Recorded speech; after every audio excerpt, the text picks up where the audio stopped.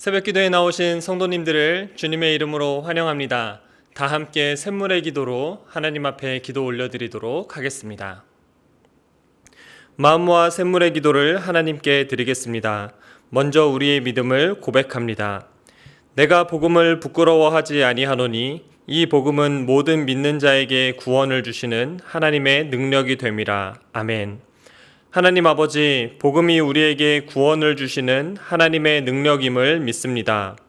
예수님께서 우리의 구주시며 부활의 주이심을 믿고 복음의 능력을 삶 속에서 경험하며 살아가게 하옵소서. 예배와 교회를 위해 기도합니다.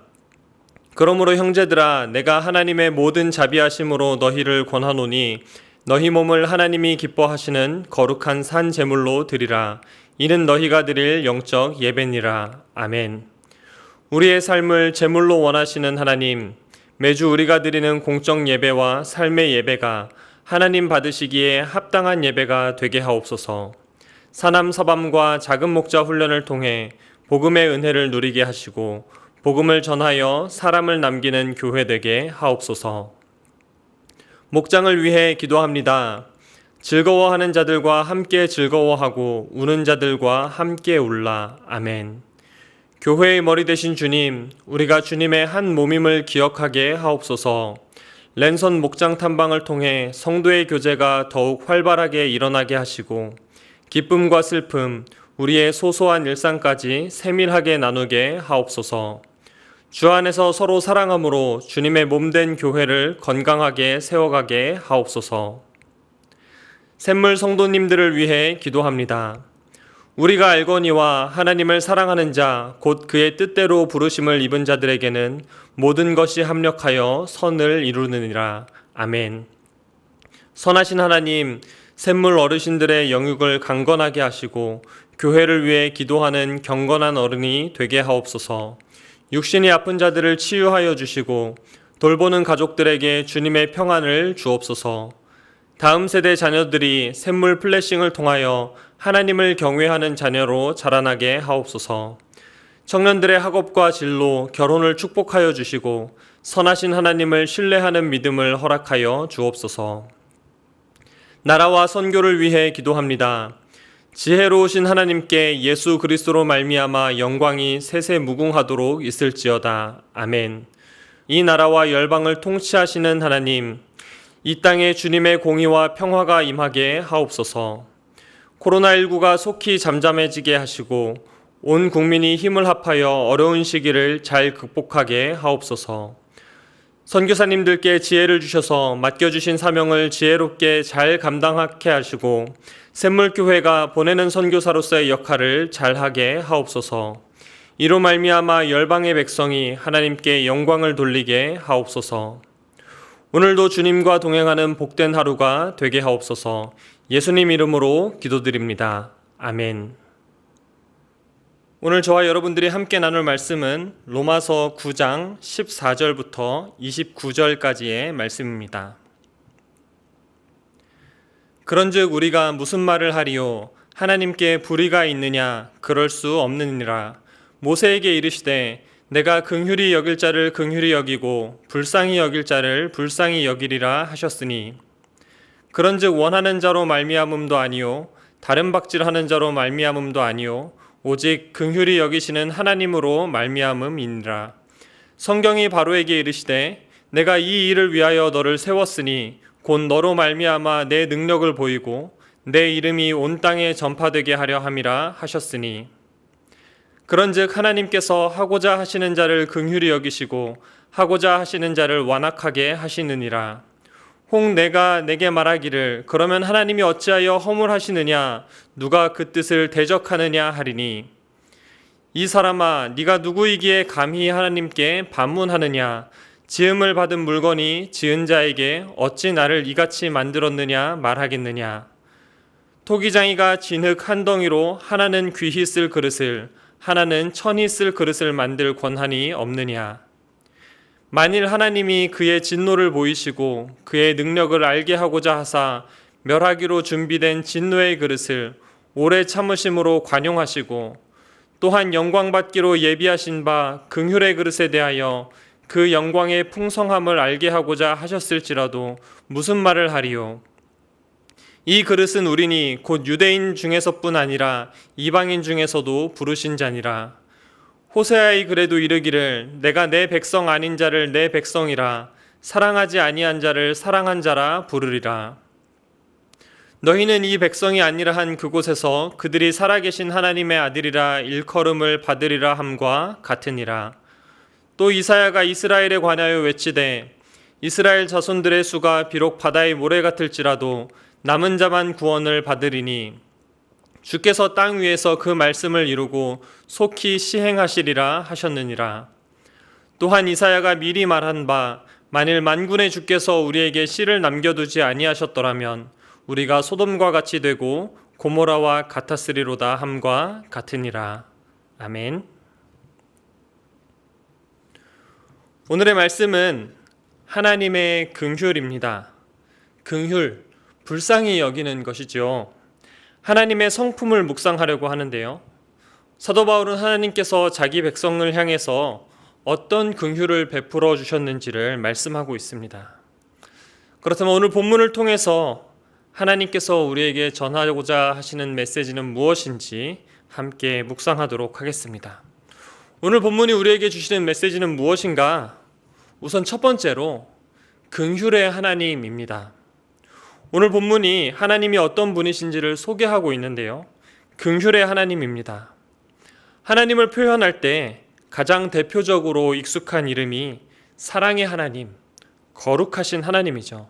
그런데 오늘은 긍휼의 하나님을 얘기합니다. 오늘 본문 25절입니다. 호세아의 글에도 이르기를 내가 내 백성 아닌 자를 내 백성이라 사랑하지 아니한 자를 사랑한 자라 부르리라. 아멘. 사도 바울이 호세아서를 인용하는데요. 하나님이 어떤 분이시냐? 내 백성이 아닌 자를 내 백성이라 말씀하시고 사랑하지 아니한 자를 사랑한 자라고 부르시는 분이십니다. 이 호세아와 고멜의 이야기, 둘 사이에 아이들이 태어나는데 하나님께서 그 이름을 정해주십니다. 첫째는 로루하마, 긍휼히 여김을 받지 못한 자라는 뜻이고요. 둘째는 로암미, 내 백성이 아닌 자입니다. 이스라엘의 음행으로 말미암아서 하나님께서 화가 끝까지 치솟습니다. 그래서 호세아한테 자녀들의 이름을 이렇게 지으라고 말씀하십니다. 그런데 그럼에도 불구하고 하나님께서 호세아에게 주시는 약속은 내 백성이 아닌 자를 내 백성이라, 사랑하지 아니한 자를 사랑한 자라고 부르겠다고 말씀하십니다. 하나님은 긍휼이 많으신 분이십니다. 사실 긍휼이라는 말 대신에 사랑이라고 바꿔도 큰 차이는 없는 것 같습니다. 하나님의 긍휼은 결국 저와 여러분들을 향한 사랑으로 나타나기 때문에 그렇습니다. 이 하나님의 긍휼한 성품이 저와 여러분들을 향한 구원 역사의 시작입니다. 죄로 물든 인간을 불쌍히 여기시는 하나님의 마음이 우리를 향한 구원 계획을 세우게 됩니다. 하나님의 긍휼이 우리를 향한 오래 참음을 이끌어내는 것입니다. 하나님의 긍휼한 성품이 이 땅 가운데 성육신을 이루게 하시는 것입니다. 그래서 오늘 보면 16절에서는 이렇게 말씀하고 있습니다. 그런즉 원하는 자로 말미암음도 아니요 다른 박질하는 자로 말미암음도 아니요 오직 긍휼히 여기시는 하나님으로 말미암음이니라. 아멘. 계속해서 율법을 지킴으로 구원을 얻느냐? 아니다. 믿음으로 구원받는다. 이 논지를 펼치고 있습니다.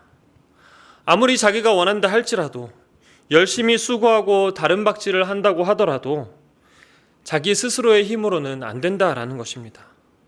오직 긍휼히 여기시는 하나님으로 말미암아 주어지는 전적인 은혜, 이것이 구원입니다. 하나님의 긍휼하신 성품이 모든 것의 시작이라는 것입니다. 그렇다면 두 번째로 오늘 본문이 우리에게 주시는 메시지는 무엇이냐? 두 번째로 나는 긍휼을 입은 자라는 것입니다. 하나님의 긍휼하신 성품은 바로 저와 여러분들을 향해 있습니다.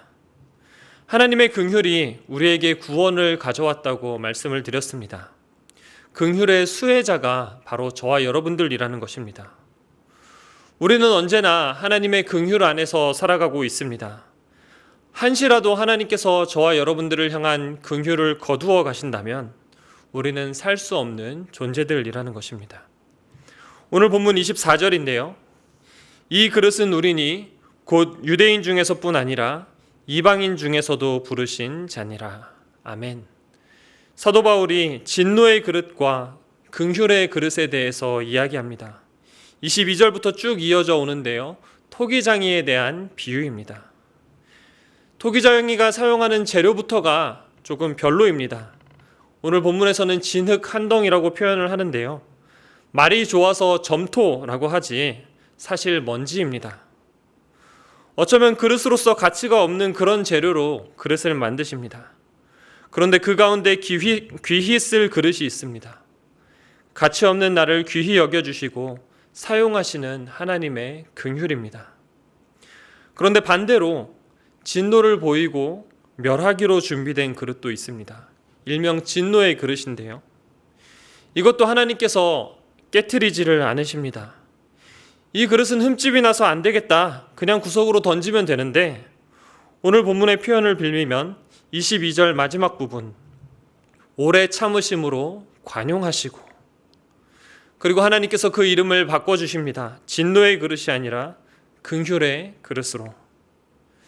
하나님께서 왜 그릇을 깨트리지 않고 오래 참으심으로 관용하시고 또 긍휼의 그릇으로 그 이름을 바꿔주시느냐?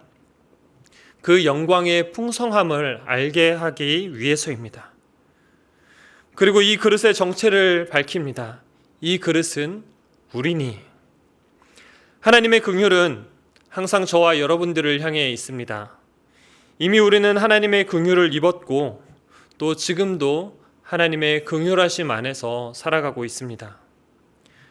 그렇다면 마지막 세 번째, 이 긍휼을 입은 저와 여러분들은 어떻게 살아야 하는가입니다. 마지막 세 번째로 감사로 살라입니다. 사실 오늘 본문에서는 감사로 살라는 직접적인 메시지를 전하고 있지는 않습니다.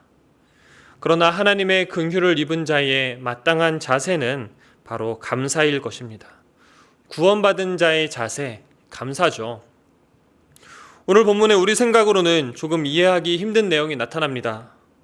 오늘 본문 18절인데요. 그런즉 하나님께서 하고자 하시는 자를 긍휼히 여기시고 하고자 하시는 자를 완악하게 하시느니라. 제일 마지막 부분 때문에 그렇습니다. 하고자 하시는 자를 완악하게 하시느니라. 하나님께서 완악하게 하는 자가 있다는 거예요. 금방 떠오르는 인물은 바로죠. 사람들이 이상하게 생각합니다. 하나님께서 완악하게 하시면 누가 그 뜻을 대적하겠느냐? 그러나 바울의 대답은 오늘 본문 20절입니다. 이 사람아, 네가 누구이기에 감히 하나님께 반문하느냐? 지음을 받은 물건이 지은 자에게 어찌 나를 이같이 만들었느냐 말하겠느냐? 포도원 품꾼에 대한 비유가 생각납니다. 주인의 긍휼이죠. 새벽 일찍이 나가서 포도원에서 일할 품꾼을 데리고 옵니다. 그리고 그 새벽에 데리고 온 일꾼들로 만족하는 것이 아니라 오전에 한 번 더 나가고 또 일자리를 아직 구하지 못한 자들을 생각해서 오후에 한 번 더 나가고 또 늦은 시간에도 사람을 데려와서 일을 시킵니다. 그리고 새벽부터 일한 사람이나 오후 늦게 일한 사람이나 동일하게 같은 임금을 줍니다. 이 일꾼들이 따집니다. 나는 아침부터 일했고 쟤는 한 30분 일하는 둥 마는 둥 하면서 시간을 보낸 것 같은데 왜 같은 임금을 주십니까? 그때 주인의 대답이 오늘 본문의 토기장이의 대답과 맥락이 일치합니다. 주인의 마음이다. 적어도 일꾼들이 따질 수 있는 영역은 아니라는 것입니다. 일꾼들의 자세는 무엇일까? 바로 감사함입니다. 나를 사용해 주셔서 감사합니다. 토기장이 비유에 나오는 그릇의 자세는 무엇일까요? 귀히 쓸 그릇으로 만들어 주셔서 감사합니다. 아니면 진노의 그릇임에도 불구하고 오래 참으심으로 긍휼의 그릇으로 바꿔주시고 그 영광의 풍성함을 알게 하려 하신 그 은혜에 감사합니다. 하나님을 알아감에 있어서 직접 탐구도 물론 중요합니다. 이해되지 않는 것에 대해서 하나님께서 왜 그렇게 하셨을까? 이런 질문을 통해서 하나님을 알아갈 수도 있습니다. 이것도 신앙 성장의 한 요소이기도 합니다. 그런데 감사를 고백하는 신앙의 자세가 더 깊이 하나님을 알아가는 방편이 됩니다. 더욱 성숙한 신앙으로 가는 지름길입니다. 오늘 말씀 정리합니다. 오늘의 말씀 하나님의 긍휼입니다. 긍휼이 많으신 하나님, 그 하나님께서 저와 여러분들을 향해 긍휼을 베풀어 주셨고 또 지금도 베풀고 계십니다. 그 하나님 앞에서 나의 자세는 어떠한가 한번 돌아보면 좋겠습니다. 하나님과 대거리를 하려고 하지는 않는가? 전투력이 충만해서 조금만 이해하기 힘들면 하나님께 따지려는 마음이 내 속에서 훅 하고 올라오고 있지는 않은가? 이런 모습보다는 이미 나에게 베풀어 주신 하나님의 긍휼을 기억하면서 오늘 하루도 감사의 제목을 하나님께 올려드리는 저와 여러분들 되시기를 우리 주님의 이름으로 축원드립니다. 아멘. 말씀을 기억하시면서 함께 기도하실 때에 하나님께 감사의 기도를 드리면 좋겠습니다. 나에게 베풀어 주신 은혜에 감사합니다. 오늘 하루도 주님 앞에 감사하는 마음으로 살게 하소서. 또 추석 명절 마지막 날인데요. 오가는 길 우리 샘물 성도님들의 안전을 지켜주시고 또 코로나로부터도 건강을 지켜주옵소서. 우리 함께 중보하고 자유롭게 기도하도록 하겠습니다.